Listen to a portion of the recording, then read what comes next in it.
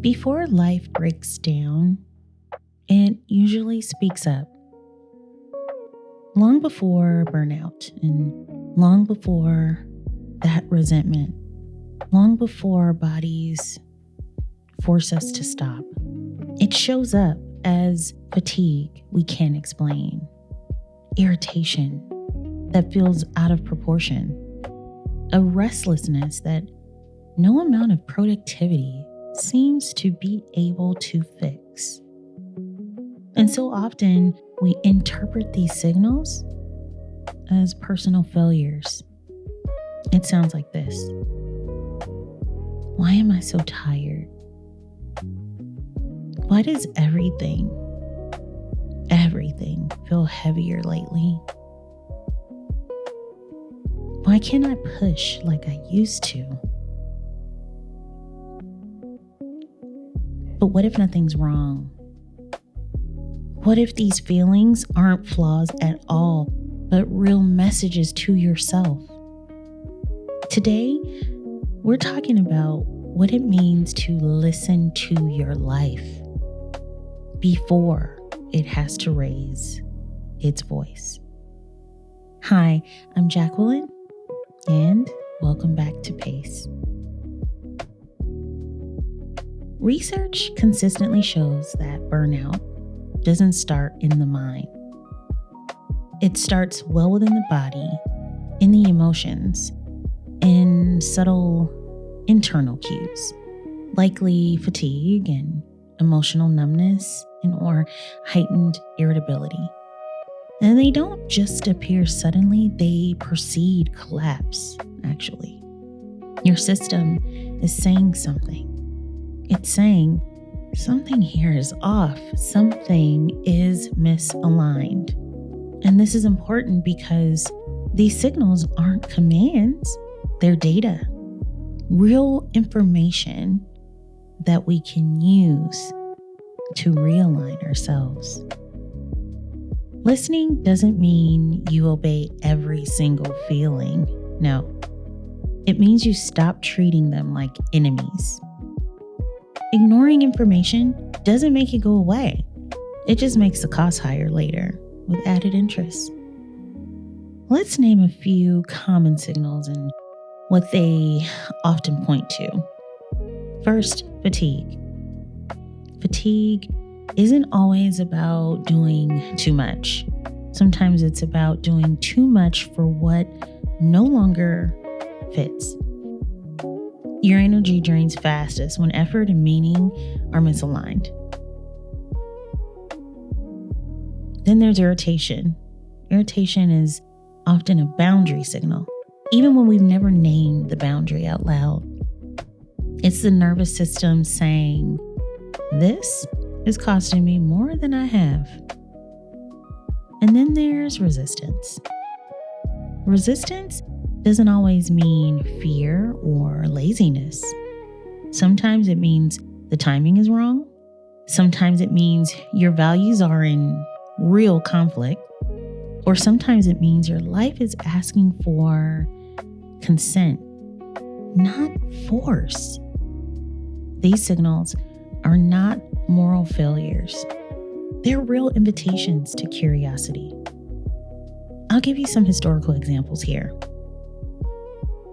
As you may know, history quietly confirms what we always talk about. Every single episode, there's a historical story we can relate to. This time, let's take Abraham Lincoln.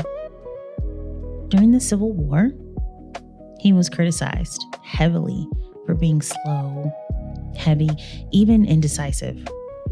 He carried visible exhaustion, very clear exhaustion. He carried deep grief and long pauses before he did anything. But history now recognizes that those pauses weren't weaknesses. They were discernment. He listened. He reflected. He allowed weight to inform wisdom. Let's consider how ancient cultures treated land, treated the ground. Fields were arrested, not because people lacked ambition, but because forcing productivity destroyed the future harvest. Listening has always been about how sustainability survives. Ignoring signals has never ever led to longevity. So why don't we listen? What is it? Well, because we're trained not to. Productivity culture rewards override. Urgency is praised. Endurance is confused majorly with strength. We're taught to push past discomfort instead of interpret it. And for many of us, silence, alone time, that feels unsafe. When pressure has been constant, stillness can feel unfamiliar, even threatening. Noise becomes easier than honesty, but avoidance doesn't bring peace. As we know, it only postpones reckoning. Listening to your life doesn't require dramatic change. It just requires attention without urgency, pace. Not fixing, not judging, not performing growth, just noticing, acknowledging. Instead of asking, what's wrong with me? Try asking, when do I feel most clear? When do I feel most drained? What patterns keep repeating? Scripture reflects that this type of wisdom is beautiful. In 1 Kings, Elijah doesn't hear God in the wind, the earthquake, or the fire. Elijah, he hears God in a still, quiet voice. Not force, not urgency, presence. You don't need to act immediately on what you hear. You just need to stop drowning it out. So, here's your permission today. You are allowed to pay attention to what your life is telling you. Not to dramatize it, not to obey every impulse, but to respect the wisdom already speaking within you. It's already there.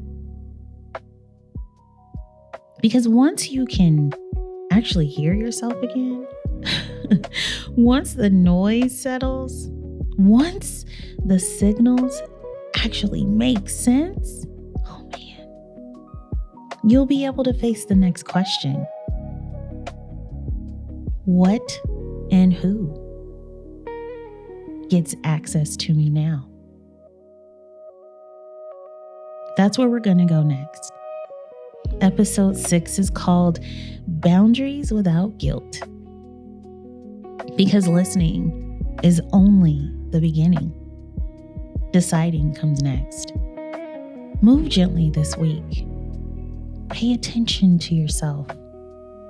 And remember, awareness is not weakness. It truly is wisdom. Thank you so much for listening to Pace. And as always, I'm really glad you're here. Until next time.